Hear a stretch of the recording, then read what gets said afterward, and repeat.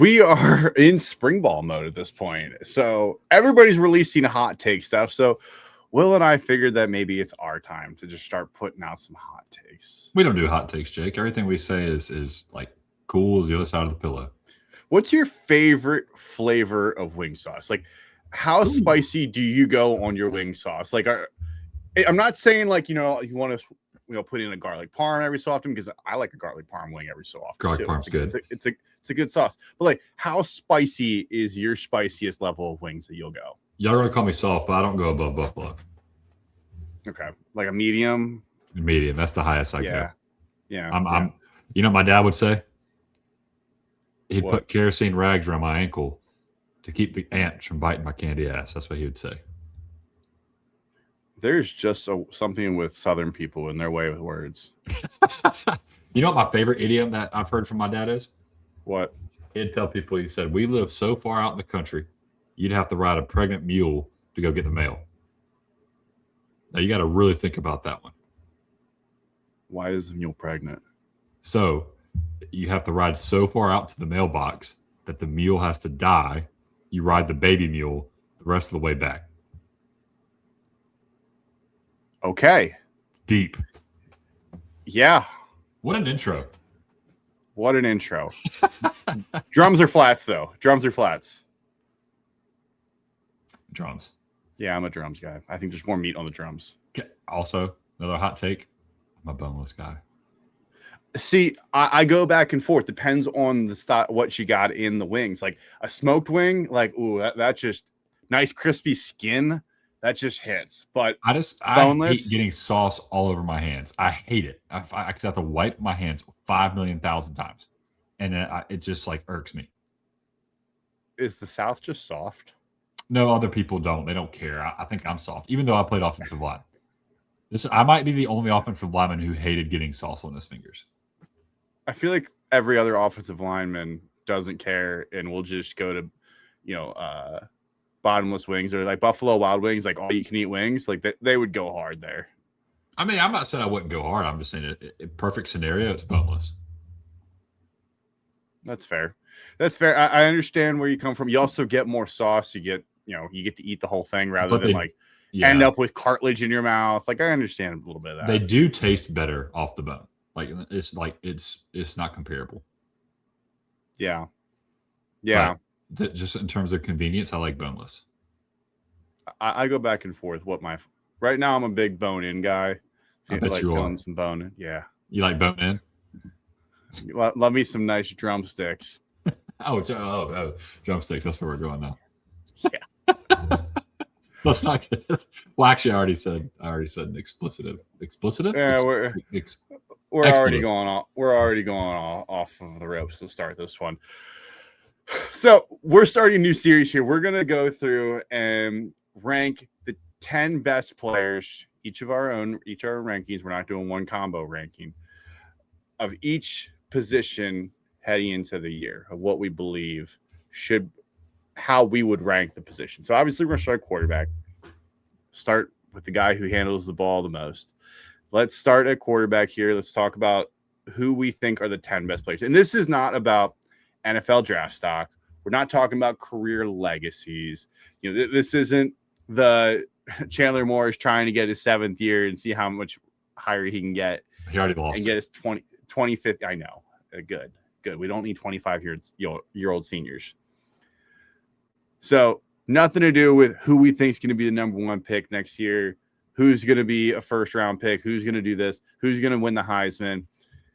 Some of these things are stat-driven. Sometimes the stats matter, obviously. Mm-hmm. Sometimes it helps show. But also, who do we think are going to be the 10 best quarterbacks? Because some of these quarterbacks aren't asked to do what these other quarterbacks are. It's like where one quarterback might throw for 5 million yards. Well, that's also because he threw 900 times. Whereas a guy like, spoiler alert, CJ Carr, who's not asked to throw nearly as much as all these guys, but is uber talented, he might be included on that list because he's got some potential there. He's got a lot of talent that's comparative to everybody else, even though statistically he doesn't match up. He was 51st last year in passing yards, but you would not know. I don't think anybody would watch CJ Carr and say he's not a good quarterback. Nobody would look at CJ Carr and say he's the 51st best quarterback because he has 51st passing yards. Correct. So I want to make sure we hear that too. Like Fernando Mendoza, obviously an uber talented quarterback from this past year. Before the playoffs, though, he had 33 touchdowns, which is a pretty average number when you talk about playing 13 games in this day's college football. Like we've had Joe Burrow threw for what was like 60 touchdowns, less than 10 years ago. And the Heisman winner this year, before you got to the playoffs, threw for 33 touchdowns. Also, I guess I did not realize that Fernando Mendoza did not throw a touchdown in the national championship game, but he ran for one. Though. He didn't. They ran the other ones. They blocked their kick and got a touchdown. Wow. Threw 5 against Oregon, though. Is Fernando Mendoza a running merchant? Has he had -8 yards against Miami? Another fun fact about a quarterback that did well, but didn't throw passing touchdowns. Cade Klubnik was 2-1 against South Carolina and never threw a touchdown pass against them. That's actually an absurd stat. Yeah. That's actually kind of a crazy stat overall that he threw that many. 0. He threw 0. He threw more. Fernando Mendoza did finish the year leading the country in passing touchdowns with 41. I will say that. That's absurd. Feels low. It just feels low because it feels like not that long ago we were having a ton of guys throw for more than 30 touchdowns. And this year there was only 8 guys who threw more than 30 touchdowns. Name them. Who is it? Oh, I went away from it. You had Mendoza, Darian Mensah, Drew Mestamaker, Julian Sayin, Sawyer Robertson, Carson Beck, Owen McCown, and Dante Moore. And you got to remember, some of these guys got to 30. So Carson Beck and Dante Moore both were at 30. Julian Sayin had 32. Like Moore and Beck got to 30 because they played so many extra games. What's also insane is that Julian Sayin completed 77% of his passes last year. 77%. He was 301 for 391. That is, I don't think people appreciate how good Julian Sayin was with the football. Now you can knock them when they play these big time games. You know what? We're doing the content before we do the content. This is still the intro, Jake. We got to get into the content. So Julian Sayin led the country in completion percentage. You will never guess who number 2 and number 3 are. Well, I'm looking at it. Oh, okay. And I would have never guessed. I would have guessed number 3. I would have never guessed number 2. I would have never guessed number 2. Dylan Raiola at number 2. Oh, whoa. Hold on. Mine shows different. It might. Are you showing Carson Beck? I'm showing Carson Beck number 2. Okay, so mine has them at the same basically, but ESPN has Dylan Raiola ahead, but at 72.4. I have also Fernando Mendoza at 3. I'm showing Julian Sayin 1, Carson Beck 2, Fernando Mendoza 3. What is wrong with ESPN stats? Oh, you know what? Because ESPN probably doesn't take into account. It probably doesn't have a minimum. So I think College Football Reference has a minimum pass attempts. Yeah, Dylan Raiola had 250 pass attempts and was 72.4. And then Carson Beck, Fernando Mendoza, Dante Moore. Or actually, yeah, I don't know. I don't know why. Dylan Raiola not even on this list. That's weird. Anyway. Still, Dylan Raiola at number 2 and Carson Beck at 3, and then Fernando Mendoza at 4. Would not have guessed those. Yeah, me neither. I don't understand how Carson Beck is number 2. Let's jump into our rankings. Do you want to go 10 to 1 or are you going to want to go 1 to 10? Let's go 10 to 1. Okay, 10 to 1. Actually, I feel like we should go 1 to 10 because I feel like there's more surprises towards the end. Okay. If we do it this way. You know what? I got a good idea. Let's go 5. Like I'm just kidding. I feel like there's for the most part, there's a top threshold that there's a large amount of people that believe is the consensus top group overall. Mm-hmm. There's a couple here or there, but I think there's definitely a solid group of 4 or 5 that most people believe to be the top quarterbacks. I'll let you go first. At number 10, coming into this year, Wait, we're going number one. We're starting one. Number one coming in this year. One. I have Darian Mensah. Last year at Duke, he was second in the country in passing yards. Second in the country. Duke having the second leading passer in the country is unbelievable. And hats off to Darian Mensah. His leading pass catcher was a transfer from Harvard. So that just tells you how efficient he was with the football and able to win. And that Harvard transfer followed him to Miami. So you have to assume his supporting cast is going to be better when he goes to the Hurricanes. He's got Malachi Toney. He's a little bit better than everybody else.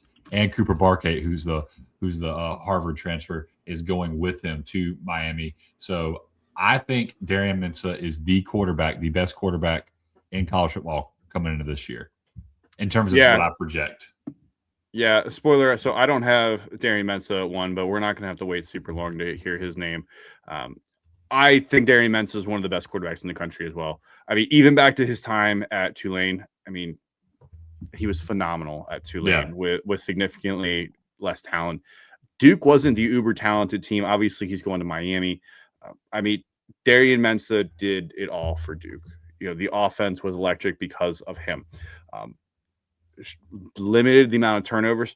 They lose the game to Illinois. Partially, he didn't play his best game in that game early on. Also lost to Tulane, but he threw for 313 yards. Duke's deficiencies weren't because of the quarterback. Right. They had other deficiencies, and their defense struggled at times throughout the year. I mean, you give up 45 points to Illinois. That's not great. Give up 33 to NC State. You gave up 45 to Clemson. No offense. You guys weren't that great at this point. No, we weren't scoring 45 on anybody. You gave up 37 to UConn. Like, some of these, it's not on Darian Mensah, but he was phenomenal. Absolutely phenomenal. The one thing that'll be interesting this year, he got sacked 27 times at Duke. I think Miami's offensive line is going to be significantly better than Duke's. I think there's a reasonable expectation that Miami's offensive line will be better than Duke's was. So with that additional layer of protection, how much better can Darian Mensah be? Because I do think that you will see that sack number drop from 2025 to 2026. Yeah, they have a returner in Samson Okunlolo at left tackle. He was a former 5-star. I mean, that kid's phenomenal. They lose Francis Mayaga, but I think they're going to be fine. They brought in a 5-star in Jackson Cantwell. I don't know if they're going to start him. True freshman tackle. You just don't know if you're really going to put that test out there. Maybe they will. But I think Miami's offensive line is going to protect him better than Duke's did. Yeah, and I didn't realize Elijah Lofton's coming back. So that's another thing to put. That's another feather in his cap. Plus Van Juvius Jacobs, who was a pretty good wide receiver at South Carolina. For Lenora Sellers and company. So, and then Mark Fletcher's coming back, which it makes your job a lot easier when you can hand the ball off to someone like Mark Fletcher and Shamar Brown. Yeah. When you've got a backfield like that, makes it a lot easier to be able to go through. Plus, their schedule isn't overtly challenging as well.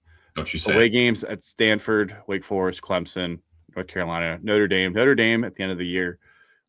In November, that's going to be a big one. That's going to be a major game. That has very high implications in being top 5 matchup. Would not be shocked if that's top 5 game. Who you got at number 1? I'm going to go. Speaking of Notre Dame, I'm going to take CJ Carr at number 1. I know he first-year starter. He definitely struggled a little bit out of the gate, and it felt like that Notre Dame also put a little too much on his shoulders to begin the year. But CJ Carr really came around throughout the year and really started to come into his own. And he kind of flew under the radar a little bit because some games they blew out. Like against Syracuse, he only threw the ball 9 times. That's because by the time they had the ball for the first time, they were up 21-0. Right. So he didn't have to throw the ball much. He threw 9 times for 49 yards. But when you start looking at the rest of his games, he played very well. He only threw 6 interceptions, and he just took care of the ball. Doesn't have the most elite receiving core. I think his receiving core is going to be better. Bring in 2 guys from Ohio State, Quincy Porter and Mylan Graham, and Mylan Graham is like blowing up social media right now. So I think he's going to be able to have a solid wide receiving core. I don't know if it's going to be like a top 5 wide receiving core, but I think they made improvements to that wide receiving room that is going to help CJ Carr be able to take that next step forward. And I really like what Notre Dame is going to be putting together this year. They've had a little bit of a rotating room at quarterback the last couple of years. Who was it before Sam Hartman? Was it Jack Cohn, maybe? Sam Hartman, and then Riley Leonard. And now we have CJ Carr. There's a real high likelihood that CJ Carr is not back after next year. You know what I also forget? Notre Dame has Jerome Bettis Jr. On their roster, and he doesn't play running back. He plays wide receiver. Do you know they have Larry Fitzgerald's son as well? They also have Thomas Davis's son. Yeah, they're just like stacking these former NFL guys' sons. Notre Dame, though, they should be able to cruise through the first month before they really get into anything. Wisconsin, Rice, Michigan State, Purdue, North Carolina, Stanford, they should cruise through all those games. At BYU, October 17th, that's a game to watch. That is a very good game to watch. Navy, Miami, which we talked about. SMU is an interesting one with Kevin Jennings. And then Syracuse, end of the year. You never know with Fran Brown. At Syracuse, end of the year, could be a little bit of a tricky game depending what Fran Brown puts together. Who's your number 2 here? All right, my number two is Dante Moore at Oregon. Dante Moore was one of the best quarterbacks in the country last year. Yes, he struggled against Texas Tech. A lot of people struggled against Texas Tech. Excuse me, not Texas Tech. Who did Oregon put the hammer? Who did Oregon lose to in the playoff? Indiana. They lost Indiana. Yes, he struggled against Indiana. Sorry, different red team. But he gets Evan Stewart back. He's got Dakarian Moore coming back, obviously. And Jamari Johnson, who might be more talented than Kenyon Sadiq, the tight end who's projected to go into the first round. Jamari Johnson is the better receiver than Kenyon Sadiq was, which is hard to believe. So I really like the pieces that are around Dante Moore. He came back for his senior year. He's got talent behind him that can push him and help him get better. I just think the sky is the limit for Dante Moore this year in this offense. And honestly, Jake, if this team doesn't make it to the semifinal, we need to start having questions about Dan Lanning and his job, because I'll go even further than that. And spoiler, I have Dante Moore at 2. So like we can just talk Dante Moore here. I have Dante Moore at 2 as well. Obviously, an incredibly talented quarterback. Took a very smart route after UCLA, opting to sit behind Dylan Gabriel for a year, and took over this year and was a very, very good quarterback. Had a strong season. Definitely could have been one of the top few quarterbacks off the board. Opts to come back. Understands that he has more to learn, more to grow from, and really his only bad games this year were against Indiana. Coincidentally. 2 interceptions in the first one, only a $186 through the air, and then throws the interception to open the game against Indiana in the playoff game, where you could tell which way it was going immediately after Indiana takes a pick 6 on the first play of the game. Dante Moore, I'm expecting a jump from him this year because, it's year 3 in the system, year 3 at Oregon. Look who he's got around him. He's going to have a great stable of running backs again with Jordan Davison and Jameer Hill. Deer Hill. Deer Hill is back there. Obviously, Dakarian Moore.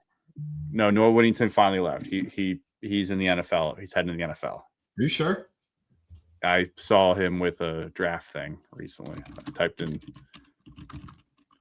Noah Whittington draft and combine profile. Yeah, so I'll be darned. He just did a bench press at their pro day. So I'm with you there. Dante Moore, number 2. I think Oregon needs to actually even go further than the semifinals. They already made the semifinals once. How long before they have an appearance in the national championship? When did they make this it year? This past year, that's who they lost to. If they had beat Indiana, they would have won that national championship game. Or am I missing? Almighty, that did not seem like the semifinal. Holy cow! Yeah, no. Or am I blanking? No, Indiana played somebody else in the semifinal. Indiana beat Alabama, beat Oregon, beat Miami. Are we missing somebody? They only played 3 games. Okay, then that was the semifinal. Wow. Oregon played JMU, then Texas Tech, then Indiana. Yep. We're locked in. Hey, we're locked in. Oregon opens the season though with Boise State. Interesting game. Ashton Jeanty's out there. I'm not worried. I wouldn't be worried either. But the schedule for them: trip to Ohio State, versus Michigan, versus with Washington. Like the schedule at USC, like there might be a couple trip ups here, but with the 12-team playoff, like they can afford 2 losses. I kind of view this almost similar to like a couple years ago, Ohio State, of like knowing that like all we need to do is make the 12-team playoff and then we can ride. Like that's what their goal needs to be. They don't need to look at this and go, we need to go 12-0. They need to look at this, say, how do we get to the playoff, and then how do we take over? Yeah, and with the offense that you have and the returners on defense that you have, plus Koi Parrish, the Koi Pond has gone to Oregon. I think he's better than Thieneman. I think he's better than Dylan Thieneman. He's a lot more electric than Dylan Thieneman. You got Brandon Finney coming back, who's one of the best defenders in the league, which this is a quarterback podcast. This should be one of the best rosters in the country, in my opinion. Top to bottom, one of the best. So there's no excuses for Oregon. You know who I got at number 3? Who you got number 3? Same guy you got at number 3. Trinidad Chambliss. 3rd in passing yards last year, Jake. He's got a good receiving core. I don't think it's going to be as good as last year. I think it's going to take a step back. However, and another part that I think knocks him a little bit is he's losing his OC and his head coach. What that tells me is the offense is going to change a little bit. You don't have the same minds. You don't have the same people planning. Therefore, the pass to run ratio could change. The amount of times that you call big balls plays where you're throwing the ball deep when you probably shouldn't change, because that's what Lane Kiffin and company love to do and loves to do. So I think that's going to take a hit on Trinidad Chambliss's stats. However, what he can do with his legs on top of his efficiency with passing the ball makes him one of the best players in the country. And he's freaking 30 years old and he gets to play again, which is absurd. But I would have him. Regardless, he's a top 5 quarterback. I don't think there's anyone out there that would argue he's not a top 4 to 5 quarterback in this class. Honestly, I think he would have been a top 3 quarterback going into the draft if he would have gone to the draft this year. I really don't know why he. That's why a lot of people thought that he should go, because after Mendoza, you had Ty Simpson, but and then who? There was significant fall off after that. And then it's a who do you like rather than a guy who was gritty at D2, came up, sat, injury helped him get his way, and then just exploded. And Trinidad Chambliss didn't become the starter until game 3. Yeah, he took over in the Arkansas game and then never gave up the reins. And was still 10th in passing yards after not starting 3 of those games. Yeah. The first 2 games combined, he was 4 of 6 for 59 yards and a touchdown. Yeah. He didn't play much. That's not lighting the world on fire by any means. No, was not lighting the world on fire. And then he got his chance, threw only 3 interceptions to me, but taking care of the ball to me is one of the biggest priorities. If you're a great quarterback, but you throw 11 interceptions, 12 interceptions, I'm going to dock you a couple points, because I would rather see your completion percentage drop a little bit or your passing yards drop a little bit, but you're taking care of the football, than you inflate those turnovers because you're trying to make the play. I want you to hear these receivers, and you tell me who scares you. Deuce Alexander. No. Darrell Gill. No. Do you even know where Darrell Gill played last year? I'm guessing based off of that, he did not play at Ole Miss. No, he did not. You saw him play live. Deuce Alexander is good, but he doesn't scare you. He's not an X that's going to scare you. Darrell Gill played at Syracuse last year. He was pretty good, but Jonte Cook is the other one. Jonte Cook's at Ole Miss. Jonte Cook is at Ole Miss playing slot. And what has Jonte Cook done to scare anybody?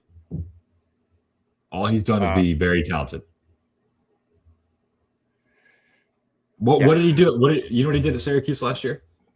45 catches for 500 yards. You know what he did at Texas, his 2 years at Texas? The most receiving yards he had at Texas was 137.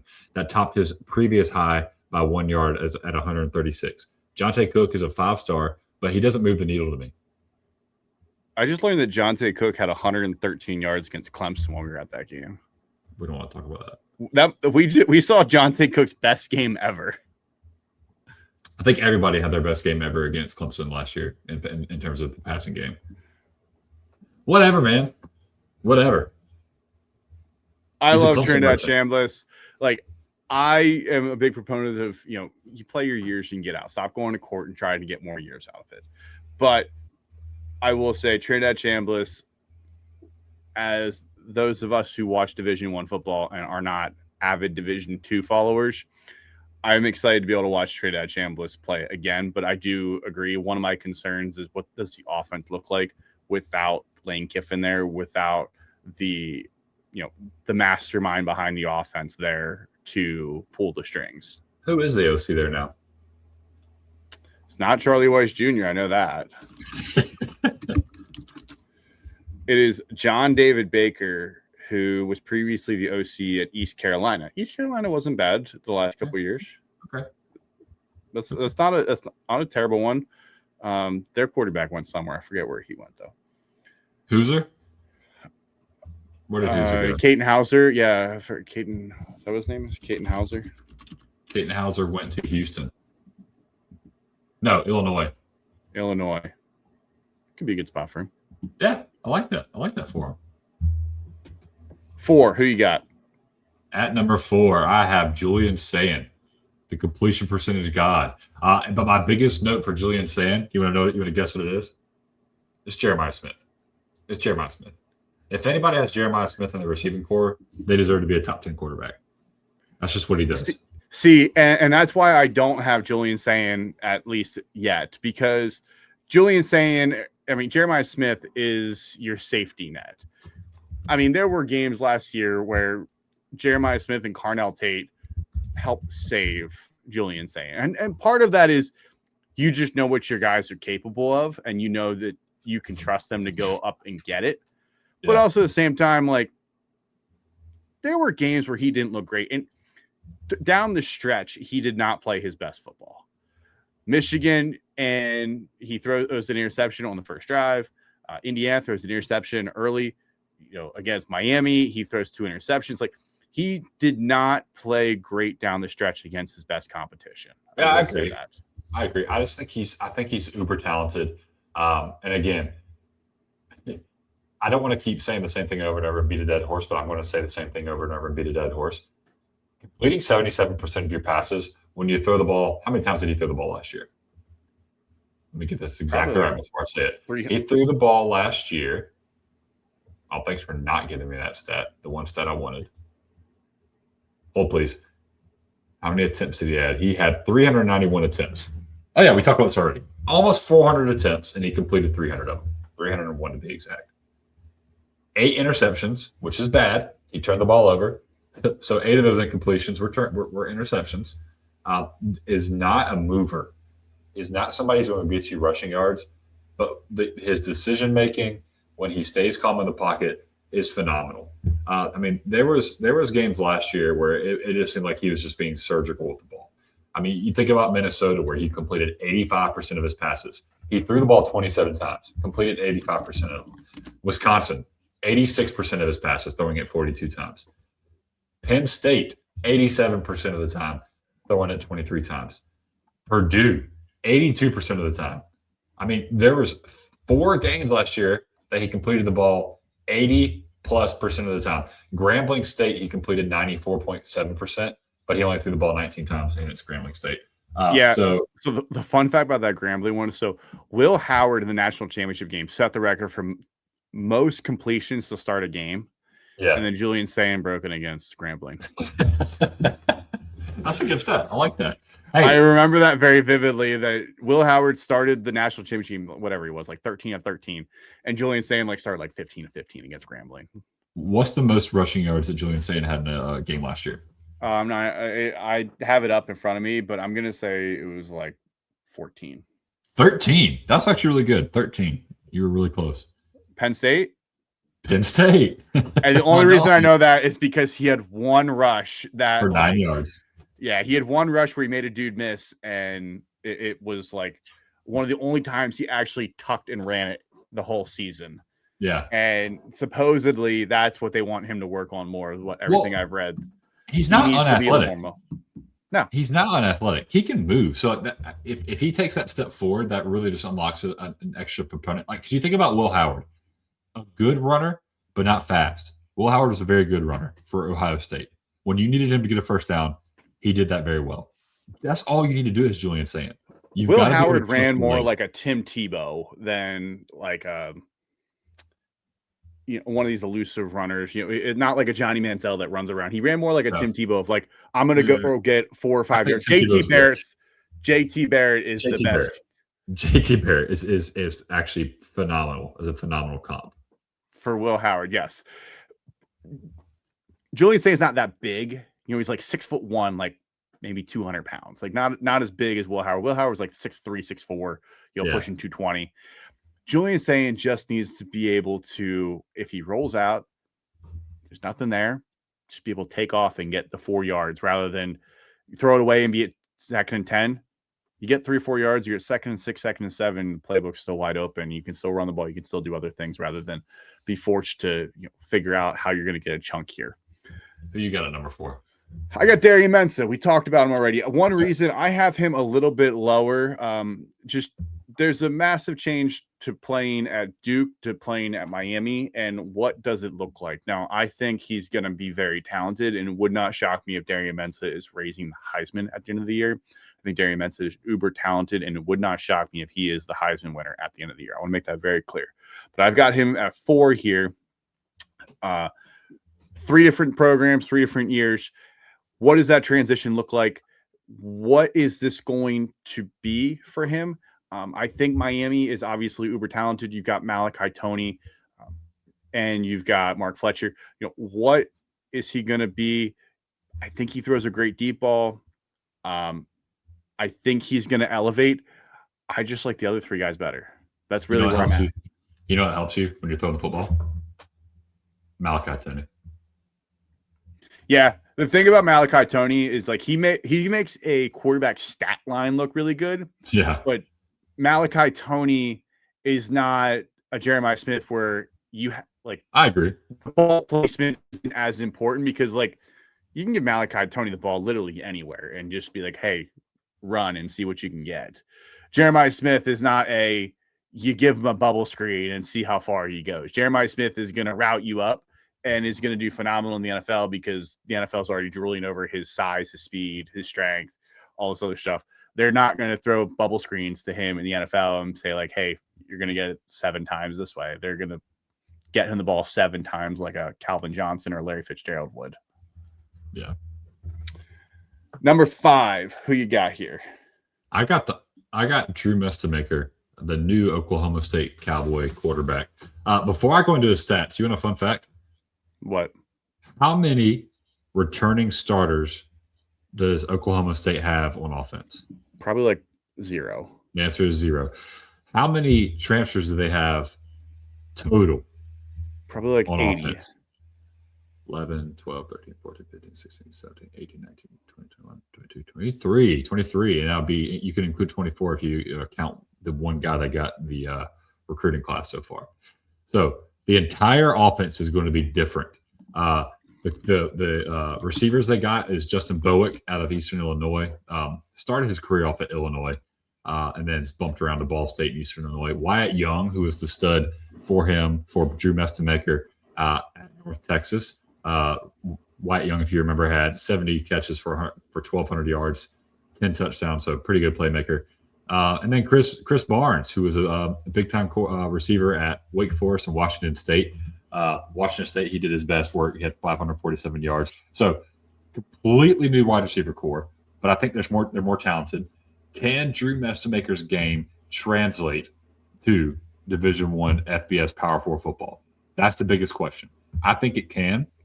It helps when your offensive coordinator and your head coach come with you. It helps when your favorite target comes with you. It helps when you have a good running back in Caleb Hawkins.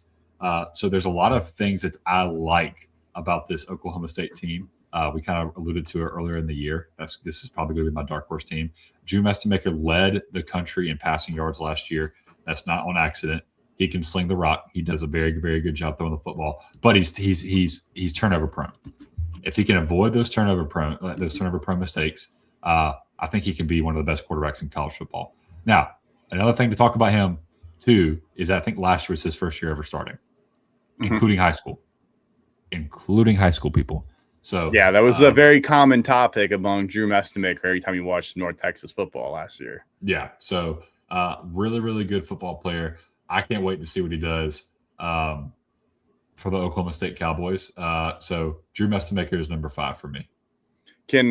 I have a pushback on that one because obviously Mestemaker was great at North Texas last year. But I think that move from North Texas to the Big 12 is going to be harder than people think. Yeah. Now I'm already. Week 2 is Oregon. Week 2, you host Oregon. That is not going to be an easy game. And for all intents and purposes, they're probably at least a 2-touchdown underdog, if not 17 points. Yeah, that's fair. Now, you tell me what defense scares you after Oregon. Oh, no, the schedule afterwards is easy. Basically, you've got Texas Tech after that. Everybody else, maybe Houston. This is in order. They start off with Tulsa. They go to Tulsa. They play Oregon at home. Murray State, West Virginia, UCF, Houston, Colorado, Iowa State, Kansas State, Texas Tech, Arizona State, Kansas. Texas Tech, Kansas State, Oregon are all 3 that I think could definitely give them a fight. Arizona State is not going to be any sort of pushover. Iowa State, I just don't know what we're going to get. That whole team is new. Half of the Iowa State team went to Penn State. Houston made a significant improvement. I think Oklahoma State is going to be good. I don't think they're going to be doorstep of the playoff this year. The Big 12 has yet to get 2 teams in, and I still think BYU is way better, and Texas Tech is going to be phenomenal once again. I think Oklahoma State is going to be vastly improved.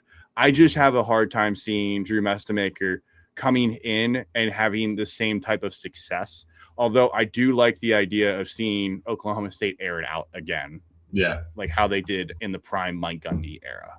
Yeah. Number 5 for me, I have Julian Sayin here.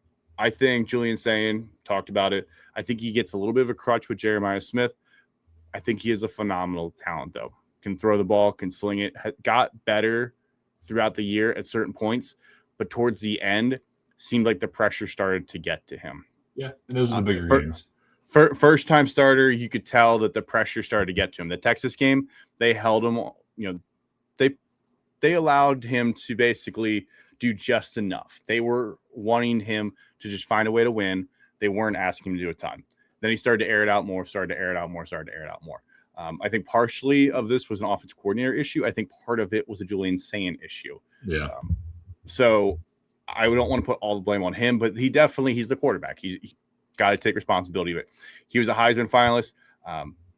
He just did not play great down the stretch, but having Jeremiah Smith is going to make you look way better no matter who you are. Yeah. Yeah.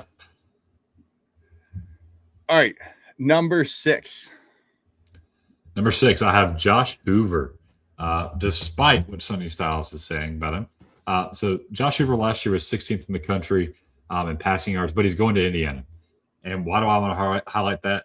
Nick Marsh, stud, 5-star that was at Michigan State, transferred to Indiana. I think people are going to find out a lot about Nick Marsh this year. He's going to be highlighted a lot more in that offense, and then obviously Indiana is going to be the drawing that everyone talks about this year, coming off of the national championship. And Charlie Beckert returns, who made his name towards the end of the year last year. He really didn't do much. I think he had 1 or 2 targets until they got to the playoffs, and then he just went off and became phenomenal. And maybe it wasn't quite the playoffs, but late in the years when Charlie Beckert came on, and when he came on, buddy, did he come on. So if Josh Hoover can limit the turnovers, which I think he will, you have a better running game now at Indiana. You have better targets, and you'll have a more balanced offense. At TCU and Sonny Styles' offense, Sonny Styles asks his quarterbacks to throw the ball a lot. He's an air raid kind of guy, and he likes to throw to set up the run. That's not going to happen in Indiana. the run is going to be set up organically at Indiana through that offense. So give me Josh Hoover at 6. I honestly think Josh Hoover, out of all these people that we're going to list, has the biggest chance to jump from 6 to 1, or from wherever he is to 1. Yeah, Josh Hoover, obviously, if you watch him at TCU, he slings the rock. Going to Indiana, it's going to be a good spot for him. They've got talent. They got Nick Marsh there as well. It's going to be a really good spot for him. I've got JKS at Cal. True freshman last year, had over 3,400 yards, 18 touchdowns, 9 interceptions as a true freshman at Cal. Yeah, not too shabby. Cal, of all places. And before the year, they lost a ton of receivers and running backs. He did not come in. Room. Yeah, running back room was basically gone. Didn't have a ton of talented receivers coming into the year. And as a true freshman, he put up 3,400 yards. I think Cal is going to take a step forward in 2026 because, I mean, you got to look like Cal is going to have, in my opinion, one of the best quarterbacks in the country. Now, his entire wide receiver core is different. He's going to have all of his wide receivers are transfers this year. The schedule for Cal is interesting because they host UCLA, they host Cal or host Clemson. They go to UNLV, which is an interesting game with, UNLV has had success. Barry Odom went to Purdue. Dan Mullins at UNLV and kept it going. Yeah, they also host Clemson on a Friday. That's a weird game for Clemson. That's a weird game for Clemson already. Yeah. At SMU, at Virginia, like the schedule is not overly difficult when you look at it. JKS, Jacob DeJesus was his top receiver last year. JKS also is not much of a running threat. I think people don't realize that. He kind of is more like a Tua. Like he's going to sit back and sling it. Yeah. 64% accuracy as a true freshman. Like, I only realize, like, he came in and lit the world on fire for Cal. Yeah, he really did. And I think, he put a spark in that program that program's been desperately needing. Fernando Mendoza was there and left.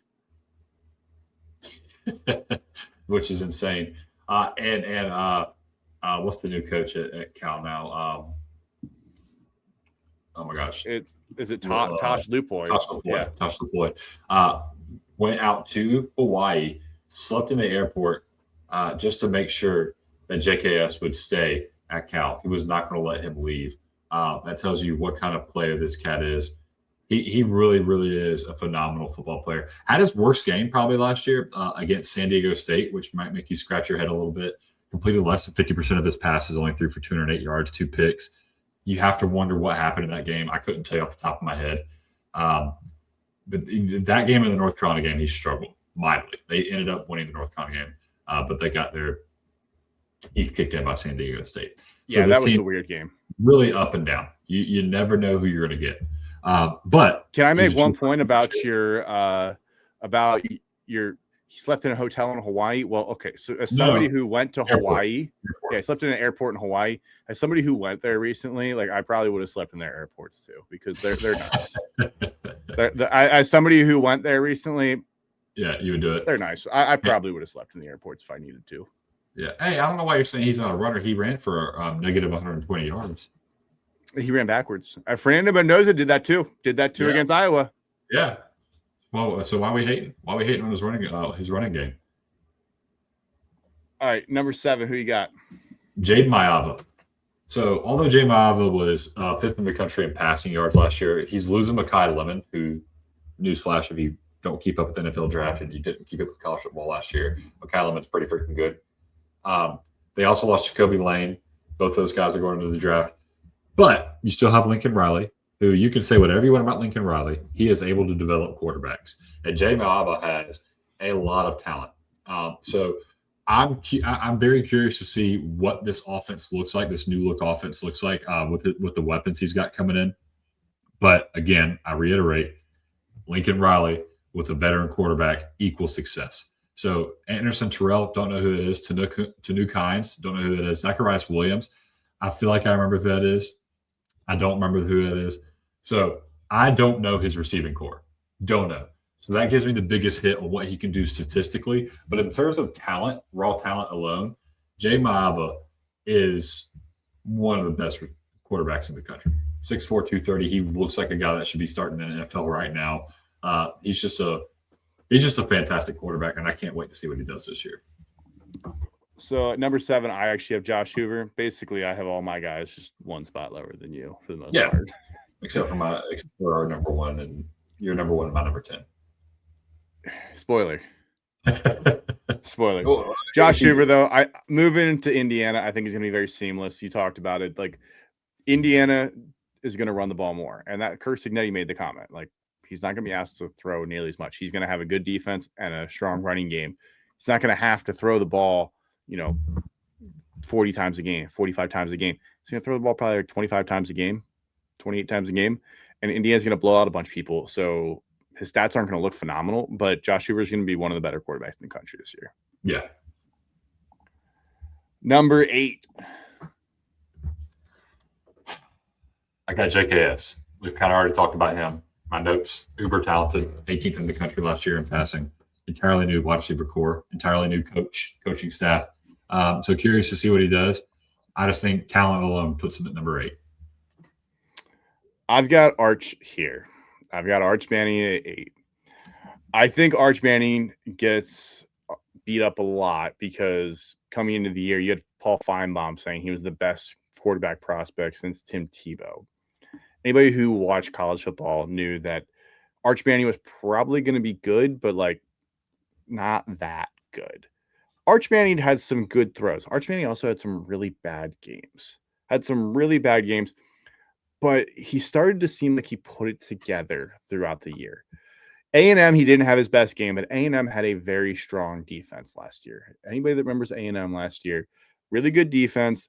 And then Marcel Reed was the biggest shotgun blast. You never know what you were going to hit. Might be 500 or might throw complete 50% of passes. Might also have 400 yards. So you just never knew what kind of offense you were going to get. But that defense was very good for Texas A&M.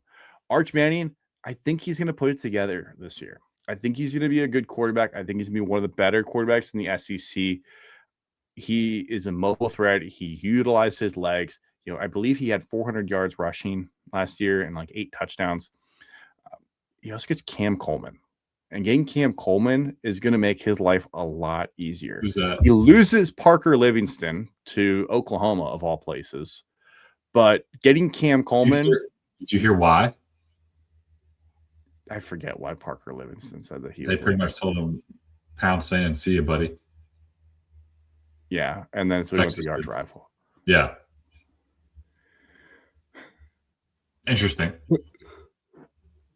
But Cam Coleman is probably going to be one of the best wide receivers in the country. He was misused at Auburn. Everybody could tell that he was not being utilized correctly. Well, at least he's going to a quarterback that doesn't have accuracy issues and able to hit people deep. You mean Peyton Thorne and Jackson Arnold weren't like all-world beaters, and No. We'll see what Cam Coleman can do now. We'll see what Cam Coleman can do. I think Arch Manning is going to have a strong year. I'm not trying to get on the Arch Manning hype train where all of a sudden he's like going to be number 1 pick next year, but I think Arch Manning is going to have a strong season. I think Texas is going to be good this year. I think the offense is going to be strong. You still got Steve Sarkisian as your offensive coordinator. Like they're going to do well. I hate to tell you, buddy, you're the conductor of this hype train. So no, I already saw somebody. I already saw people trying to hype Arch Manning up as a preseason Heisman favorite, and I'm not in that boat. You're in the boat. We'll get you in that boat. All right, 9. Who you got? 9. I have someone who did not play last year, or if he did, he played very sparingly. That's Keelan Russell out of Alabama. What if Austin Mack wins the job? He could. I think Keelan Russell has more upside. I think Keelan Russell wins it. Obviously, if I think he's a top 10 quarterback going into next year. I also think Keelan Russell adds more of a dynamic to that quarterback room than Austin Mack does. And I think that's why he ends up winning it.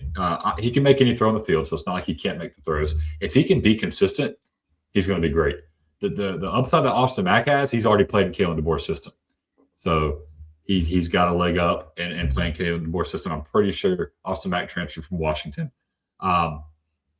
And he's going to have an extremely talented wide receiver core. Not as talented as some of these other ones that we're talking about. It's not as talented as Indiana, which I've never thought I would say that Alabama's receiving core is not as talented as Indiana, but here we are. It's not as talented as who were we just talking about a second ago? Texas. Yeah. It's not going to be as talented as Texas. It's not going to be as talented as Miami, Oregon, Ohio State. But I think it's competitive with Oklahoma State. I think it's better than Notre Dame's. I think it's competitive with Ole Miss. So it's a good enough wide receiver core. I think Notre Dame's is going to sneakily be a really good receiving core. Yeah, I do love Jaden Greathouse. I'll talk about him in a second. No spoilers. But I guess a lot of it depends on what Ryan Williams Coleman, he had the hyphen in his last name. Does he go back to his freshman form, or does he continue in the sophomore slump? Because Ryan Williams Coleman it's really the first 6 games of his career too. It's not even the whole season. Yeah. At the end of the year, Jeremy Bernard was having a better season. But I just think with how dynamic Keelan Russell is with his legs and how well he throws the football, not in terms of accuracy, but the way he layers his touch, all those different things, I think he has the ability to be a top 10 quarterback next year. I mean, I wouldn't be shocked. This is crazy. I wouldn't be shocked to see Keelan Russell in New York in December. There is going to be a quarterback that we're not talking about that makes a significant jump that we're not talking about that blows us out of the water. Like an Austin Simmons at Missouri could potentially, make a jump. There's plenty of guys out there, and there's a couple of sleepers. One guy that I'm going to spoiler is not on our list, Bryce Underwood. You never know what's going to happen now that he's got a quarterback coach. Obviously, an uber talented quarterback can throw the ball a million miles a second. Just did not have touch. But if he can take a step forward, like Michigan's going to be a good team again, but a Bryce Underwood could make a jump. And just based off of what we've seen and what we know, like I wouldn't put Bryce Underwood in here. There's plenty of other guys that are not on our list. A Marcel Reed is another one. Can Marcel Reed, put it together and be a little more consistent? Devin Dampier, what does it look like with Morgan Sally out at Utah this year? Bear Bachmeier, another one that played as a true freshman, really strong, but couldn't really complete the passes as often. John Mateer, name that we were all very trendy with last year, but just didn't quite get there. But anyways, my number 9 is Byron Brown, transfer from USF over to Auburn. Byron Brown was phenomenal to kick off the year last year. Finished with over 3,000 yards, 28 touchdowns, 7 interceptions. Also had 1,000 rushing yards and 14 rushing touchdowns. So he had 42 total touchdowns last year at USF. Helped them beat Florida. Obviously, Florida wasn't a great team, but still, USF beating Florida last year was a big deal for the Bulls. Helped Alex Golesh get the job at Auburn. Obviously, he follows Golesh to Auburn. And I think Byron Brown is going to be really good. The problem for Byron Brown is now he's playing against SEC defenses every week and not American Conference defenses. Yeah. And playing for Auburn, like that schedule doesn't get easier. That schedule just gets tougher and tougher throughout the season. And his style of play is that going to hold up in the SEC? Can he stay healthy the entire year? Yeah. How long will he stay healthy, or is he going to be it? Because right out the gate, they play Baylor. They play Baylor week 1. They got Southern Miss, and they get Florida, they get Vanderbilt, and they get Tennessee before they get their off game in the middle of October. They also have Georgia, LSU, Ole Miss, Arkansas, Mississippi State, Samford, and Alabama. They have 2 games where you look at this and go, yeah, those are definitely wins. Samford and Southern Miss. Other than that, I don't know how many games they're actually going to win, but I like Byron Brown, and I think he's going to keep them in a lot of games this year. I think Byron Brown himself is going to help them stay in games. Like, should they beat Mississippi State? Probably. Should they beat Arkansas? Probably. Can they beat Vanderbilt? I don't know. Without Diego Pavia, it's obviously a very different team. Florida, we have no idea what Florida is going to look like this year. So what are we going to get out of a lot of these programs? Also, Baylor, DJ Lagway is there, but Dave Aranda's seat is basically sitting on fire. Like, if the house was burning down, it's still not hot enough for his seat. But I like Byron Brown a lot. I think he's a dynamic quarterback. I think when you look at like the true dual threat quarterbacks, guys that are like QB draws are happening, they're going to run the ball a lot. Like, I think he is a dynamic quarterback that is going to be able to keep Auburn in games and help them possibly pull off a couple upsets. I just am wondering about the rest of the talent around him. And are they going to win enough games? Because, you have to beat Georgia. You have to find a way to beat Georgia or LSU or Ole Miss or Alabama or Tennessee. Like, these are not easy games. I mean, and they go 7-5, and he could have 3,500 yards, but they lose 5 games because they just can't beat the big names. Yeah. All right, last one here. You already spoiled it, but go ahead. CJ Carr. And we already talked about it at the beginning of the episode, but I think he's extremely talented. I think he's one of the most talented quarterbacks in the class. I'm not a big believer in the wide receiver core. I like Faison. I like Great House.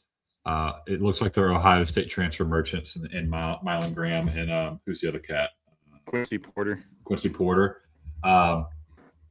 Guys who didn't play at Ohio State. Okay, you're behind Jeremiah Smith. I guess you're not going to play too much, and I'm forgetting the guy's name from last year right now. Carnell Tate. Why am I forgetting his name? So like you're seeing behind those two. Like, it's tough to get playing time, but we'll see. I'm not. Also, like, Notre Dame always has and always will be committed to the run game. And when you have a guy like Ainias, I think it's Ainias Williams or is it Ainias Thomas? Ainias Williams. Yeah, Ainias Williams is an extremely talented running back. They're going to lean on. So statistically, CJ Carr is not going to be a Heisman winner. He's not going to be a Maxwell Award winner, but he's a guy that you'd want to draft. He's a guy that you'd want on your team. And I think he's one of the best decision makers. I think he's one of the best throwers. I think ability-wise, he's one of the best quarterbacks in college football. So I already spoke my piece. I mean, I have CJ Carr number 1. So yeah, I think you feel pretty. I'm just going to tell you that you have him way too low. Yeah. My number 10 is a guy that I was high on last year. Didn't really have the best season. Could have had a better year. Struggled in a couple of games for sure. I had DeMond Williams. You mean LSU's starting? Is it LSU's quarterback, right? No, not Sam Leavitt. No, you don't remember him trying to transfer out and then he couldn't. Yeah, tried to leave. Tried to go somewhere else. They fought each other, and then Jed Fish came out and was like, "We were always gonna stick." No, you weren't. Yeah, like Jed Fish trying to like defend DeMond Williams throughout the whole offseason. Yeah, that was kind of weird. Yeah. DeMond Williams, though, dynamic quarterback. They went 9-4 last year. They struggled in a couple of the big games, losing to Wisconsin. Kind of a weird one, losing 13-10 to Wisconsin. Was actually in the fight with Ohio State for a while. Was 18-22 for 173 against Ohio State, but they just could not stop Ohio State's pass rush because he finished 13 carries for negative 28 yards. The only game, my bad, he had 2 games with negative rushing yards. Ohio State and Michigan. They lost both those games. Yeah. Every other game, he had at least positive rushing yards. DeMond Williams likes to run the ball a lot. I'll be interested to see how it works this year with no Jonah Coleman, no Denzel Boston. What does the offense look like this year? You're going to have some new faces in there, new guys that'll be there. But DeMond Williams, they are still going to be a good team. Jed Fish, year 3 for Jed Fish here. How much of a jump are we going to take? Yeah. You got Washington State to open the season, Utah State, Eastern Washington, Minnesota before you get in October. There's a really good chance that they're 4-0. You go to USC, you play Iowa. You take one of those, and then you get Purdue. there's a real chance that heading to Nebraska, they're sitting there at 5-1. What is that? 6-1. And then the final stretch of the season, you go at Nebraska, Penn State, at Michigan State, Indiana, at Oregon. The whole part of their schedule, if they can get to that last 2 weeks with one loss and beat either Indiana at home or Oregon, I mean, they're a playoff team at that point. Like, you are a legit playoff team. They're definitely not going to win both of them, but Damon Williams is going to be the reason why they either have a really strong season or why they finish like 7-5. Yeah. It's going to 100% fall on Damon Williams' shoulders. Nothing else. How well does he play? If he lives up to his potential, they're 10-2, 11-1. They're on the verge of the playoffs. If he struggles in the big games like he did last year, he can't. He had 3 interceptions against Michigan and no touchdowns. Yeah. Against USC, against Iowa, against Penn State, they're going to go. That's as simple as it is. I have a hard time believing in Damon Williams. Like, that's just why I don't have him on the list. But he's got so much upside. I don't fault you for putting him on there. I think his ceiling and his floor are so far apart. Yeah. I can just see that. I could see him in New York. Floor, I can see him getting benched for a year. Yeah. Like, that's just really where I see Damon Williams. Like, I could see him struggling against USC and Iowa, going like 1 touchdown, 5 interceptions, complete something like 52% of his passes. And Jed Fish goes, you know what? We got Purdue this week and then a bye. We're going to try somebody else out for Purdue, get him a bye before we hit that stretch. Like, I could just see that happening. But I could also see Damon Williams coming out against USC, lighting the sky up, going for like 450 total yards and winning that game like 45-35. Yeah, I wouldn't be shocked to see either. So the gap between the two is just the most significant of any of the people I put on my list. But I'm a believer this year. I'm a believer in Damon Williams. Well, that does it for this week's episode. Does it for our quarterbacks, our top 10 quarterbacks. Next week, we're back with top 10 running backs. That one's going to be an interesting one because juicy. There's a lot of good names out there. Also, you tend to just find new running backs every year because of how they rotate, how guys transfer, just what happens. If you're not doing so already, make sure to follow us on social media. Follow us on Facebook, Instagram, Twitter, YouTube, anywhere you get your social media content. Make sure to follow us. Go follow Will at Walk On Moose. If you're not doing so already, subscribe to the podcast on Spotify, on Apple, anywhere you get any of your podcasts. With that being said, we will see everybody again next week.